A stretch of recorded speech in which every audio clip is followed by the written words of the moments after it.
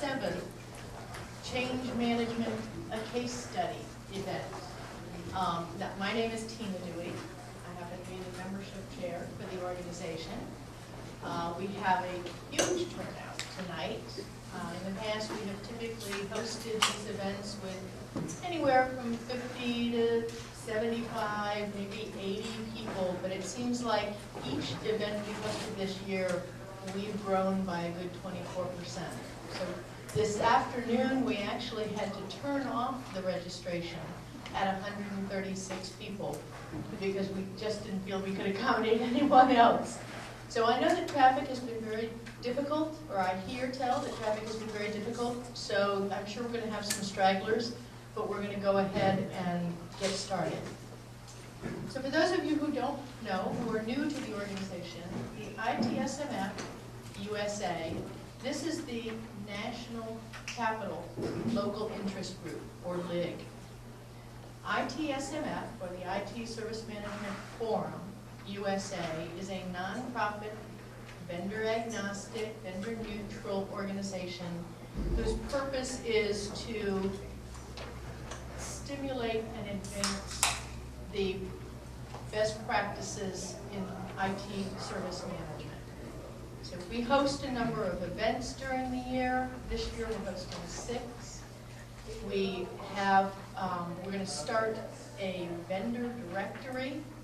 And if you haven't talked to Arun back at the back desk, make a point to go let him know whether or not you'd like your organization represented in our vendor directory. Arun, you want to identify yourself? Arun Simba. And we also have the order forms for the version 3 publications in the back on the back table. So since our catering group was a little tardy getting started today, I apologize for that. I will also tell you that they were still anticipating only 75 people and not the number that appeared. So we've got more forks and more plates coming, and I'm sure there'll be leftover food. So at the end of this, you're welcome to go back and clean that up for me. We would like very much to thank Sprint Organization for hosting this event. This is a wonderful facility. We haven't been here before, but if we're lucky, we'll be invited back. So at this point, I would like to introduce John Montrose, and he's going to just say a few words about Sprint and what they're doing relative to ITIL, and then he has a raffle. So we're going to get you engaged early on here. Good evening, folks. I can't wait for that raffle. I know there's some great surprises in this bag that you're going to like. I just thought I'd spend a few minutes. Thanks for attending this afternoon. As you can all see, we've got growing interest in the ITIL best practices and approach to service management. Just to give you a little background on where Sprint is with ITIL. We announced the adoption of the model back in July. Really 2 drivers, and I continue to get this question all the time. Why are you guys doing this? Number one, enterprise customers have been asking for it. I must talk about this topic in at least 2/3 to 3/4 of my conversations with the enterprise customers that we're dealing with. It comes up over and over and over again. So it continues to be a recurring theme. We sort of saw that input for about a year prior to last July.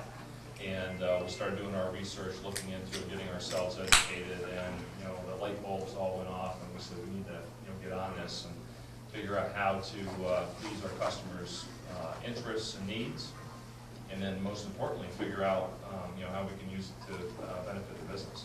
So the topic of change management is near and dear to our heart because, frankly, as a service provider, that is the area that is the most challenging to us. So we provide service to thousands of other enterprise customers managing the LAN-WAN networks, some security, some VoIP, some plain Jane WAN services, VPN, global networks, a wide variety of Cisco IOSs and various vendors from Cisco to Nortel to Juniper, Alcatel, Avaya, you name your vendor. So you just imagine the wide variety of platforms that we've got to deal with, and then multiply that by a couple of thousand different customers on a global basis. So it's a challenge for us, and we look at change management as being a challenging area, and we think we can make a lot of improvements. The model, we think is going to help improvements, and we've got to continue to outpace the things that Verizon and AT&T are doing or are trying to do, and be a better offer for them. In addition to working with the enterprise customer. So as a service provider of managed WAN services, we sort of compete with two different contingencies. One is the enterprise customer themselves, some of you folks who do WAN management internally, and then the typical outsourced carriers like AT&T and Verizon. And where we think we're unique is we're doing this as a core competency for a couple thousand customers across the globe. So once we get into a position where we have these very robust change management practices, systems, tools, processes, get the thinking into the DNA, then we're completely confident that that will continue to position us to grow those managed WAN services. You guys are all in technology space. You see what's going on with convergence, right? Convergence is here, right? It's happening. It's going to happen for the next 10 years, right? I mean, we're not going to snap our fingers and replace all those TDM, PBXs and key systems overnight, but there's a lot of activity. Just a couple days ago, Avaya announced a sale to a private equity firm. Another major upheaval in the VoIP space, and more of those things will probably continue to occur. So it's happening. It's very challenging for you folks that have done any work in the VoIP space. You've got this collision of voice and data technicians and engineers together. The two environments, they don't match, they don't overlap, right? They don't play well together. You got completely different philosophies on, business practices, systems, tools, operating procedures, so on and so forth. And we're trying to push those groups together here. At Sprint, about 2 years ago, we used to be organized by service. We had a managed voice services team that did PBXs and key systems. We had a team that did managed data, security, WAN, LAN things, and we took those two groups and pushed them together. And it's been a challenging project to get them to really come together and be one team. But with all these tools that are coming out and the revised processes and the integrated thinking for convergence and using the ITIL framework, we think we're ahead of the game. We're ahead of a lot of other enterprise customers that haven't been able to tackle that at this point. So, I could go on and on. I love what's going on in the ITIL space. Our employees are really picking it up too. We've had a history here at Sprint of having a very quality-focused organization. We've had our own internal quality program called Sprint Quality for 20 years. And it's really a program that's based in Six Sigma tools and techniques. We have training classes that are widely available that we teach to all new employees, the sort of quality in a box, your Ishikawa diagrams, your Pareto charts, all those kind of neat quality charts that we've all known and love, SBC charts, so on and so forth.